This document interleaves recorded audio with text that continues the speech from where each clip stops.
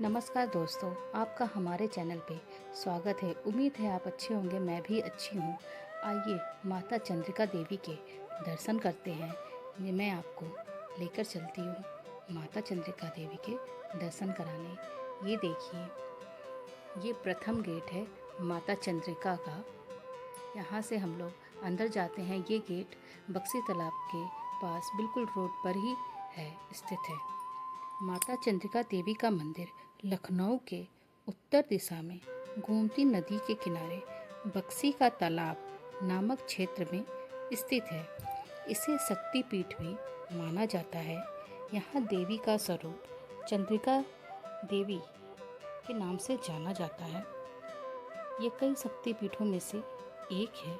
यहाँ पे लोग विशेष पूजा अर्चना के लिए आते हैं और यहाँ पे हर जगह ये आपको ग्रीन कलर का जो बोर्ड है, यहाँ से माता चंद्रिका देवी का मंदिर 1.5 किलोमीटर है, ये बताया जा रहा है। यहाँ लोग अपनी मनोकामना पूरी करने के लिए आते हैं। संतान, सुख, समृद्धि और रक्षा की कामना करते हैं। ये देखिए, हमारे सामने एक मंदिर का गेट है, पर ये श्याम बाबा मंदिर का गेट है। इससे बस कुछ ही दूरी पे, माता चंद्रिका देवी मंदिर का भी गेट है, जहाँ से उनकी यात्रा शुरू होती है। ये आ गया हमारा चंद्रिका देवी मंदिर का दूसरा गेट। आपको आसानी से ये मंदिर लखनऊ में मिल जाएगा। हमारे वीडियो के माध्यम से भी आप आ सकते हैं। यह मंदिर एक गांव के बीच में है, जिसके दोनों तरफ इतने अच्छे पेड़, हरियाली वाले पेड़ लगे हैं कि इतना सुकून मिलता है। आम के बड़े बड़े वृक्ष, पीपल के बड़े बड़े वृक्ष दोनों साइड लाइन से लगे हुए हैं। अब देखिए, धीरे धीरे हम मंदिर के करीब आते जा रहे हैं। मंदिर हमारा शुरू होने वाला है। यहाँ दोनों तरफ फूल, प्रसाद, इनकी दुकानें लगी हुई हैं। आप यहाँ से प्रसाद ले सकते हैं। देखिए, मैं प्रसाद ले रही हूँ। मैं यहाँ से प्रसाद लेने के बाद अब मंदिर में प्रवेश करूँगी। कुछ कथाओं के अनुसार मैं आपको कथा सुनाती हूँ। महाभारत के अनुसार जब पांडव अज्ञातवास और वनवास के समय विभिन्न तीर्थों की यात्रा कर रहे थे, तो वे इसी क्षेत्र से होकर गुजरे। उनके साथ द्रौपदी भी थी। यह स्थान उस समय घने जंगलों और जलाशयों से घिरा हुआ था, जहाँ राक्षसों का निवास माना जाता था। तभी एक रात जब पांडव विश्राम कर रहे थे, तो कुछ राक्षसों ने आकर द्रौपदी पर आक्रमण कर दिया। लेकिन राक्षसों की संख्या इतनी अधिक थी कि पांडव उनका प्रतिरोध नहीं कर पा रहे थे। तब अर्जुन ने अपने धनुष बाण से रक्षा करते हुए भगवान शिव का ध्यान किया और उनसे सहायता की प्रार्थना की।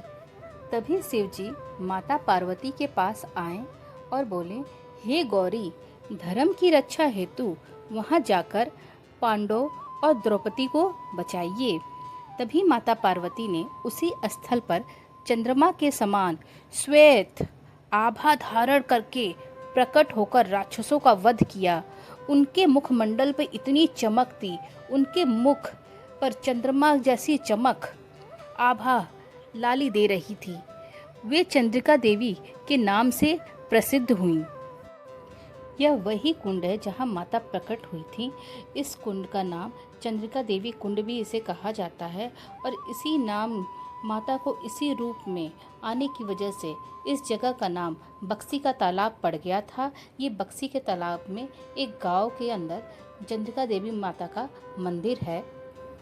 माता ने कहा, यह स्थान अब सदा मेरी शक्ति से संपन्न रहेगा और जो भी यहाँ श्रद्धा से आएगा, उसकी रक्षा और उसकी सारी मनोकामना को मैं पूर्ण करूँगी।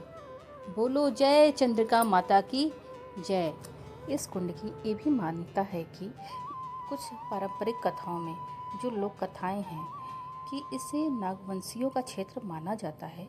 नागों के आराध्य देव शिव हैं, इसलिए माना जाता है कि उन्होंने यहाँ पे शिवलिंग की स्थापना करवाई और इस तालाब का मतलब ये तालाब सिर्फ जलाशय नहीं है, बल्कि एक पवित्र स्थल माना जाता है और कहा जाता है कि इसके जल में शिव का वास है और स्नान पूजन करने से विशेष से पुण्य प्राप्त होता है। अब हम मंदिर दर्शन को जाएंगे।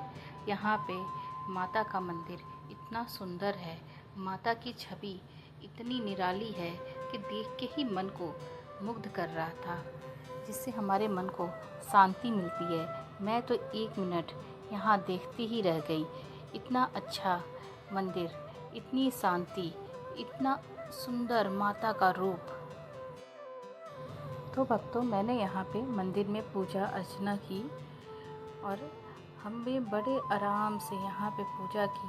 2 मिनट हम यहाँ पे खड़े हो गए, भगवान का ध्यान किया हमने और भगवान सबकी मनोकामना पूरी करते हैं। और जो अभी हमारे वीडियो को देख रहा है, भगवान उसकी भी सभी मनोकामनाओं को पूर्ण करेंगे।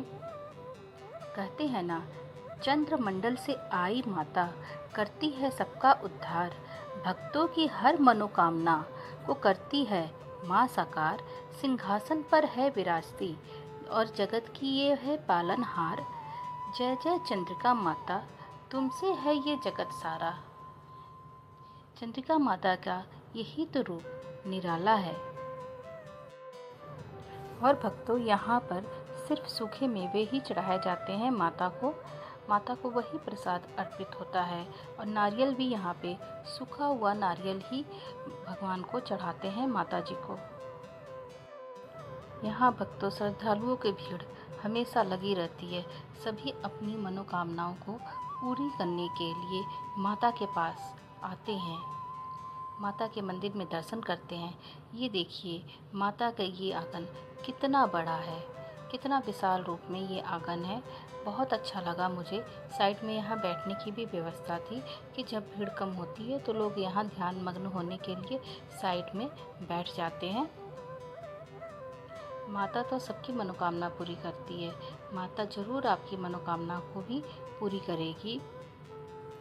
माँ की कथाएं तो अनंत हैं, जिसमें से एक कथा ये भी है कि बहुत समय पहले की बात है, जब राजा सुदर्शन के वंश में एक प्रतापी राजा राज्य कर रहे थे, तो उन्हीं के वंश में राजकुमार चंद्रसेन नामक एक भक्त हुए, जो माँ दुर्गा के परम उपासक थे। राजकुमार अक्सर जंगलों में जाकर साधना करते थे और माता की उपासना में लीन रहते थे। एक बार वे तपस्या कर रहे थे, तभी कुछ राक्षसों ने उन पर आक्रमण कर दिया। उस संकट की घड़ी में राजकुमार ने माँ दुर्गा को पुकारा। तभी माँ ने उनकी पुकार सुनी और चंद्रिका रूप में प्रकट हुई। माँ ने राक्षसों का वध किया और अपने भक्त की रक्षा की। माँ की कृपा से वो स्थान शक्तिपीठ बन गया। ऐसा कहा जाता है कि जहाँ माँ प्रकट हुई, वहीं स्थान आज चंद्रिका देवी मंदिर और चंद्रिका कुंड के रूप में प्रसिद्ध है। भक्तों, अब मैं भगवान शिव के दर्शन करने आ गई हूँ, जो चंद्रिका देवी कुंड के बिल्कुल बीचों बीच में स्थित है। और इस कुंड के चारों तरफ इतनी हरियाली छाई हुई है, पानी इतना साफ, शुद्ध और साफ वातावरण। मैं अपने बेटे को लेकर दर्शन कराने आई थी। मेरा बेटा मेरे से पूछ रहा था कि मम्मी, यहाँ पे ये शंकर जी का मंदिर किसने बनवाया है। मैं उसको पूरी कथा बताई कि जैसे मैंने आपको बताया है कथा यहाँ की पूरी, वैसे मैंने अपने बेटे को समझाया है। आपको हमारा वीडियो पसंद आए तो इसे लाइक, कमेंट और शेयर करें। मैंने अपने बेटे को तिलक लगाया और उसे प्यार से समझाया और यहाँ की मान्यता भी उसे बताई है मैंने।